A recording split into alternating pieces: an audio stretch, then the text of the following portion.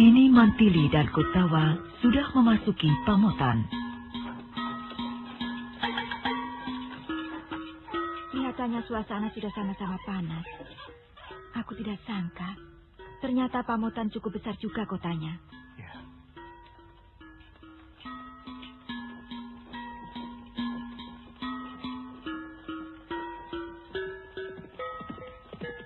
Sementara itu, Wirabumi kelihatan merenung di samping ibundanya.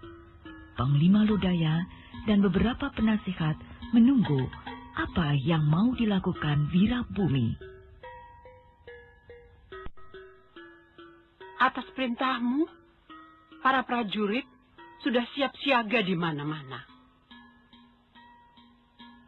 Tapi akhir-akhir ini justru kau sering termenung, Putra Prabu.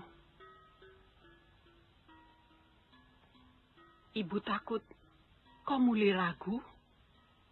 Tidak, Kanjeng Ibu. Menentukan waktu. Ternyata tidak gampang. Asal kamu ingat bahwa keraguan selalu akan menghancurkan. Terima kasih, Kanjeng Ibu. Ampun, Gusti Prabu. Kalau kita harus menunggu kembalinya para utusan dari negeri-negeri manca, hamba khawatir Majapahit akan mendahului menyerang kita. Dan kalau ini sampai terjadi, terus terang hamba ragu, apakah kekuatan Pamotan mampu menahan serangan mereka? Pendapatmu benar, Lodaya. Itulah sebabnya dukungan dari negeri-negeri sahabat sangat penting. Inilah yang membingungkan pikiranku.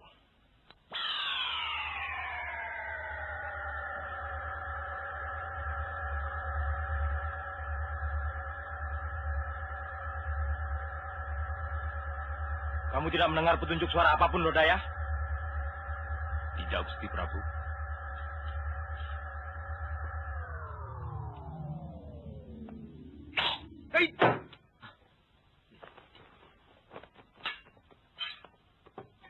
Periksa di luar! Pembicaraan Wirabumi terhenti sejenak dan tiba-tiba sebilah keris kecil melayang menancap pada tiang. Bre Wirabumi mengambil keris dan sebuah surat. Wirabumi begitu marah setelah membaca surat itu. Lodaya, urus bawahanmu, Tumenggung Bayan. Baik, Gusti Prabu. Mantili dan Gotawa sedang berjalan di sebuah belokan, tetapi dikejutkan dengan suara orang. Mantili dengan cepat mencabut pedang dan menyerang ke arah suara tersebut. Tetapi Mantili salah duga. Orang itu ternyata Brahma dan Harnum. Mau kemana? Hei, kalian orang-orang Madangkara.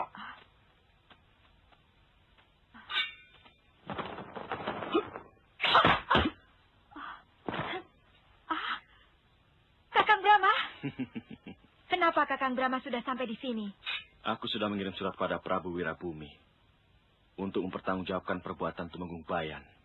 Kakang Brahma sudah menghadap Raja Pamotan. Kalau begitu untuk apa menyuruh kami datang kemari? Sabar. Hanya suratku yang kukirim. Besok aku akan tunggu kedatangan Tumenggung Bayan di hutan tarik. Sementara itu, di padepokan Bukit Kalam, Lasmini dan Tumenggung Bayan sedang bermesraan. Kalau Pamotan berhasil menghancurkan Majapahit,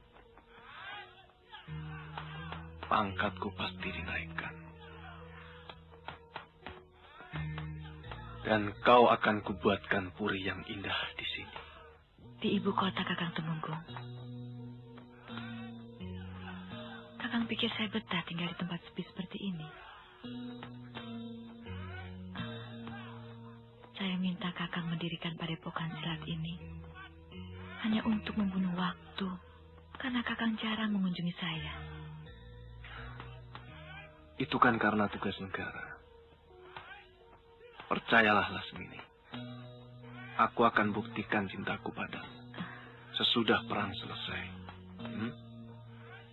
Dan semua anak buah padepokan Bukit Kalam akan bantu Kakang Tumenggung.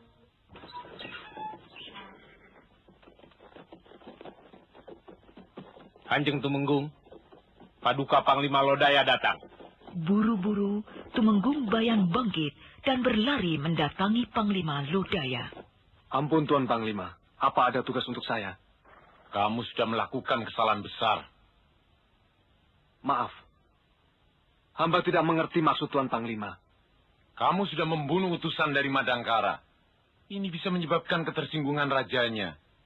Dan usaha untuk mencari dukungan dari negara lain akan gagal. Kamu harus bertanggung jawab. Sekarang kamu ditantang oleh utusan pribadi Raja Madangkara untuk adu kesaktian. Ini tuntutan Prabu Brahma Kumbara atas perbuatanmu. Hamba sanggup Tuan Panglima. Harus. Kamu adalah Tumenggung Pamotan. Panglima Lodaya meninggalkan Tumenggung Bayan yang masih termangu. Sementara itu, di Pamotan, Bre Wirabumi sedang membaca surat dari Brahma yang dibawa oleh Mantili dan Gotawa. Tidak punya pendirian. Katakan pada rajamu, aku butuh ketegasan. Menjadi sekutu Pamotan atau menjadi musuh. Aku tidak suka jawaban ngambang seperti ini. Katakan sabdaku pada rajamu. Baik, Baginda. Sekarang juga kami mohon pamit. Aku yakin Sumedang Larang, Tanjung Sengguruh, dan Pajajaran akan mendukung Pamotan.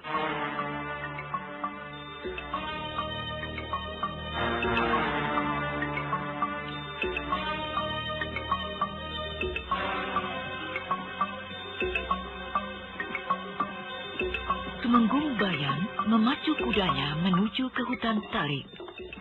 Dari jauh, Brahma dan Harnum sudah menunggu kedatangan Tumenggung Bayan. Dengan congkak, Tumenggung itu menghampiri Brahma. Kamu orang Madangkara yang menantangku? Iya. Kamu harus menebus atas kematian Tumenggung Adiguna. Sebenarnya tanggung. Aku harus melayani cuma seorang semacam kamu. Bagaimana kalau kita mulai?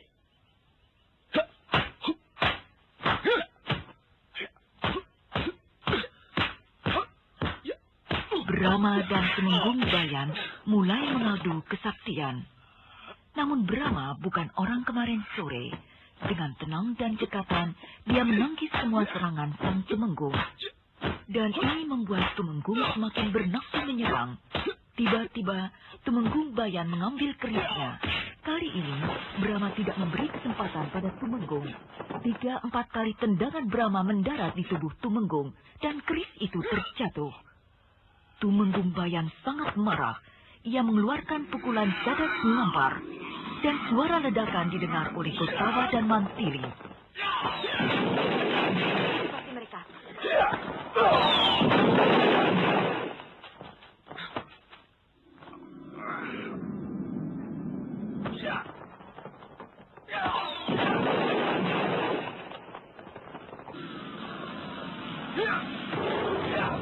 Lawan Kakang Brahma cukup tangguh.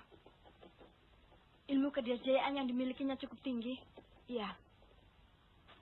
Bunyi ledakan ajian cadas ngampar tadi terdengar sampai ke pinggiran bukit.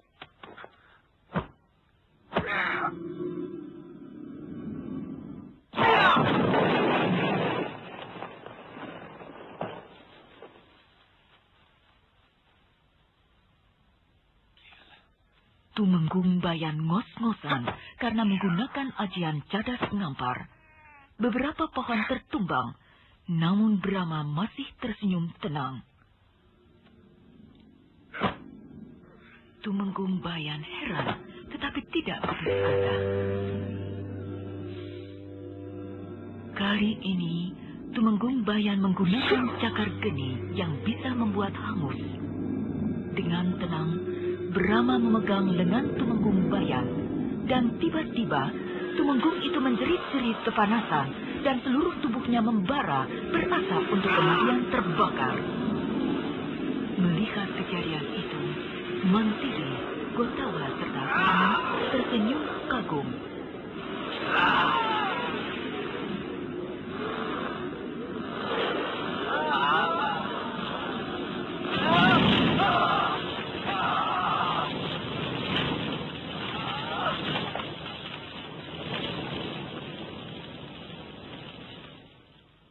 Lasmini yang mendengar kejadian itu menjadi marah dan bersumpah membalas kematian tunangannya itu. Aku bersumpah membalas kematian ini. Satria Madangkara harus kubunuh. Satria Madangkara. Ilmu cadas ngampar yang dilemparkan Kakang Tumenggung Bayan sedikit pun tidak menggoyahkan tubuhnya. Bahkan Aji Cakar Geni bisa ditangkisnya tanpa merusak permukaan kulit. Dia benar-benar seorang pendekar luar biasa. Sekaligus sangat bahaya. Sesakti apapun dia, aku tidak gentar. Dia telah membunuh Tumenggung Bayan, sahabatmu sendiri. Dan pendekar dari Kulon itu sekarang akan menjarah daerah kita. Kurang ajar. Belum tentu dia mampu mengalahkan si mata setan. Tapi perlu dibuktikan bahwa Kakang tetap pendekar paling dikjaya. Bahwa si mata setan adalah pendekar yang tak terkalahkan oleh siapapun. Termasuk pendekar muda dari Madangkara itu. Ibu-ibu, bapak-bapak, kalau mulas karena lucu, tidak ada obatnya. Tetapi kalau mulas karena diare, ada obatnya. Ada lagunya lagi. Stop, stop. Mules, diare, dan disentri. Perut melilit, kebirit-birit. Stop, stop. Dengan intro stop. Mules, diare, datangnya mendadak. Bikin kita bingung, nabrak-nabrak. Stop, stop. Dengan intro stop. Intro stop. Pil stop trap. Obat diare dengan vitamin berkhasiat. Stop diare. Vitaminnya segarkan badan. Stop trap. Makanya makan sih makan, tapi teliti dong. Yang kotor-kotor jangan. Stop, stop. Dengan intro stop. Jangan minum obat lain ya. Ingat, diare dan disentri stop dengan intro stop. Produksi Kalbe Farma. Saset. Anda yang menantangku. Maaf, aku terpaksa membunuh suamimu. Tunanganku. Iya, maaf. Karena dia telah membunuh utusan Madangkara. Dan sekarang kamu pun harus mati.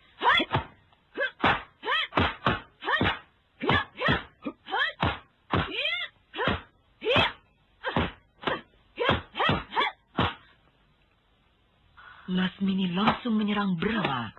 Bagi Brahma, kepandaian silat Lasmini belum seberapa. Dan diam-diam Lasmini mengagumi Brahma.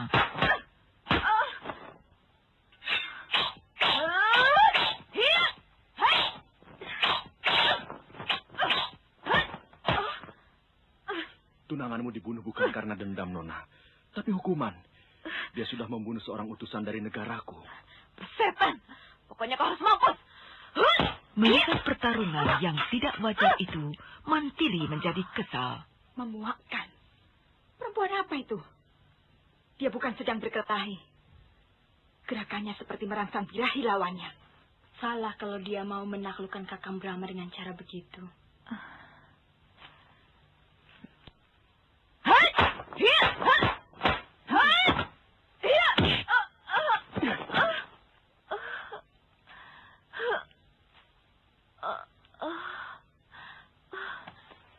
Kau tidak apa-apa?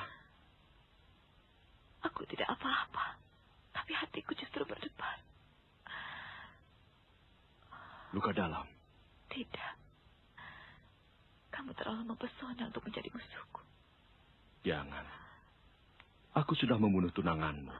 Dari jauh, Mantili melihat gelagat yang tidak beres. Ia semakin geram terhadap Lasmini. Kurang ajar. Apa maunya perempuan itu? Kakang Brahma! Bunuh saja dia! Siapa dia? Adikku. Yang satu lagi istriku. Suatu saat aku akan bunuh mereka. Juga kamu. Kamu tidak akan mampu. Percayalah. Tiba-tiba, dari belakang teman Lasmini menyerang Brahma. Begitu caramu berkelahi dengan perempuan. Siapa kamu? Lasmini adalah sahabatku. Kalau kau musuhi dia, berarti memusuhi si mata setan.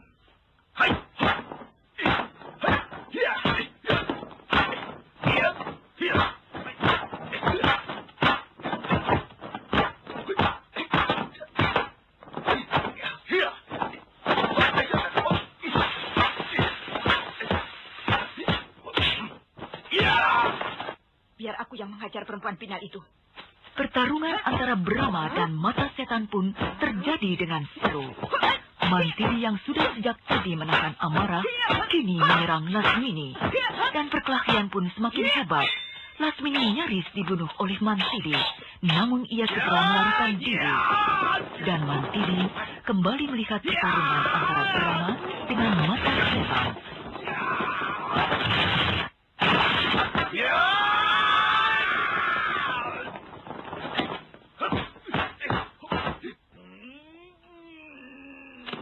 Mata setan melancarkan serangan ke arah leher.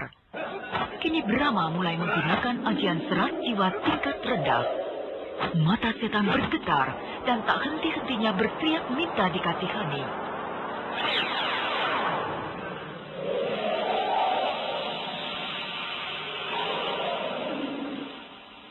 Ajian serat jiwa. Tapi bukankah akhir Kakang Tama tidak mau membunuh musuhnya kalau tidak sangat berbahaya?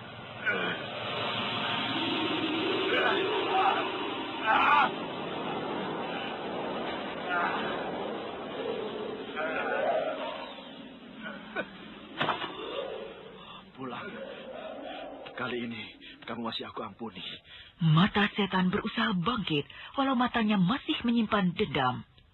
Kini Brahma, Mantili, Kotawa serta Harnum kembali melanjutkan perjalanan mereka.